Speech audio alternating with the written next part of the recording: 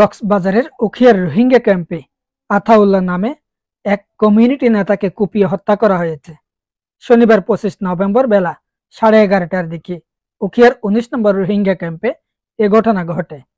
নিহত আতাউল্লাহ 19 নম্বর ক্যাম্পের এক ব্লকের জালাল আহমদের ছেলে এবং ওই ব্লকের উপনেতা অর্থাৎ সাবমাজি। উখিয়া থানার অফিসার ইনচার্জ মোহাম্মদ শামীম হোসেন জানান, রোহিঙ্গা ক্যাম্পে সন্ত্রাসী গ্রুপ আরসার দুষ্কৃতকারীরা ক্যাম্প 19-এর ইয়াসিন জোহার দোকানের পাশে রাস্তায় সাবেক খেডমাজি আতাউল্লাহকে এলোপাতাড়ি কুপিয়ে মারাত্মকভাবে আহত করে পালিয়ে যায়।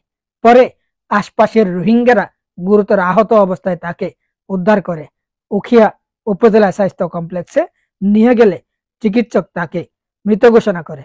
এদিকে প্রাথমিকভাবে ক্যাম্প নিয়ন্ত্রণের জের ধরে এই হত্যাকাণ্ডের ঘটনা ঘটেছে বলে ধারণা করা হচ্ছে। মরদেহ উদ্ধার করে ময়নাতদন্তের জন্য কক্সবাজার জেলা সদর হাসপাতাল মর্গে পাঠানো হয়েছে। এ ব্যাপারে আইনগত ব্যবস্থা নেওয়া হচ্ছে বলে জানান ওসি মোহাম্মদ শামীম হোসেন, TCN, কক্সবাজার।